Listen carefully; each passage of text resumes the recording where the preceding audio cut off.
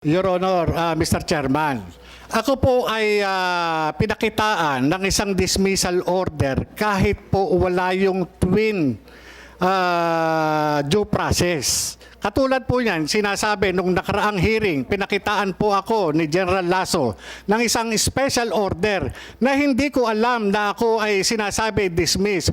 Pero Your Honor, hindi ako naka-avail o naka-attend man lang doon sa pre-charge. Walang patawag. Wala po yung twin due process na dapat ay nakamit ko.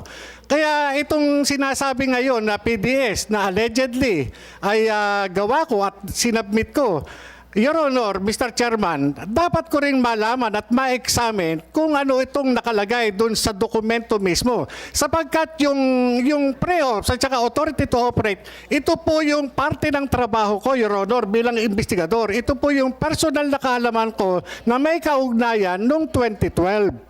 Kaya po, nung pinakita nyo po sa akin yung dalawang klase ng dokumento at tinanong nyo ko dun sa memorandum na inisyu ng March 10, 2012, ito po ay aking kinilala sapagkat alam ko sa sarili ko na ako mismo ang gumawa at ito ay ginawa noong panahon na nandoon po ako sa PIDEA. Yun po, Mr. Chairman, Your Honor.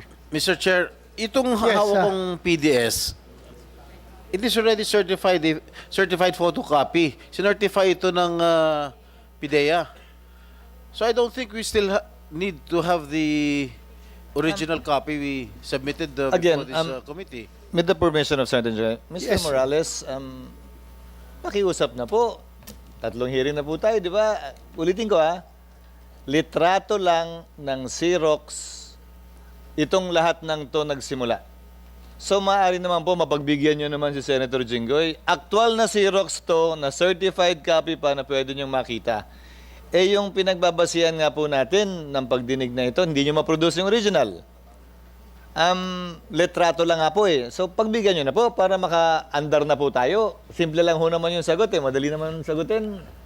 Your Honor, Mr. Chairman, yun pong sinasabi ninyo na hindi ko ma-produce yung original. Talaga pong hindi ko po ma-produce. Hindi po yun yung tanong, Ginoong Chairman.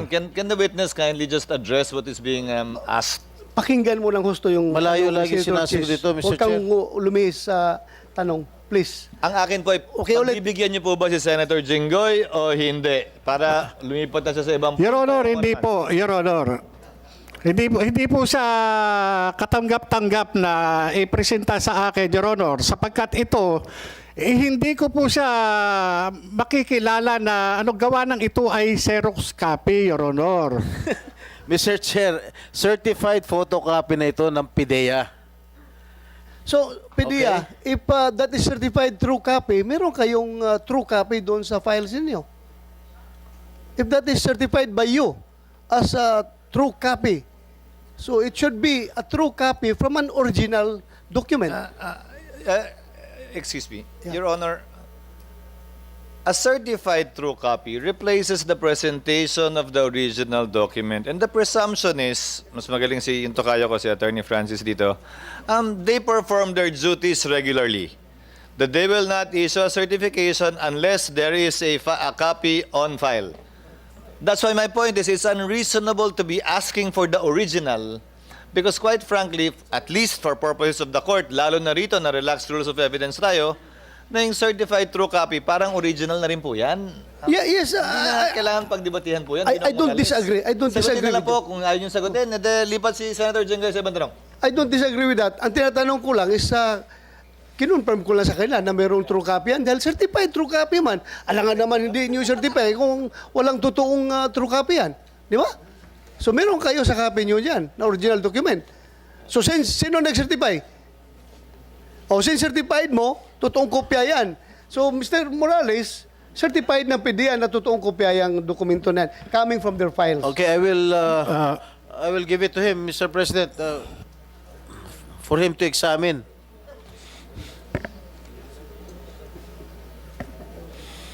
Buti nga kami, may Xerox. Ikaw, wala eh.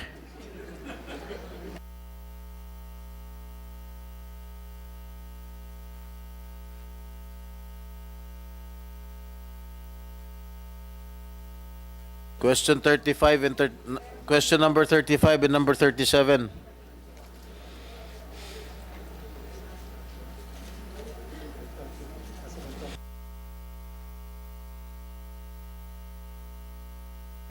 Your Honor, yung authenticity nitong dokumento na ito ay hindi ko mabibigyan ng ng Hindi, please stop pointing about authenticity dahil certified true copy na ngayon galing dito sa PDEA. Ang atin lang, isasagutin mo lang yung tanong. Alam mo, Mr. Morales, habang patuloy ka nagsisinungaling, I might be forced to cite you also in contempt at sumunod ka kay Picoy. Your Honor, yung PDEA documents, hindi po sa akin nang galing yung pagkakalabas. Kaya ito po yung kinokorelate. Hindi nga sa'yo nang galing. Ang problema, kinonfirm mo na ikaw talagang pumirma, ikaw gumawa, ikaw pumirma. So, the same story. The same story yun. No, Your Honor. Lumalayo ka.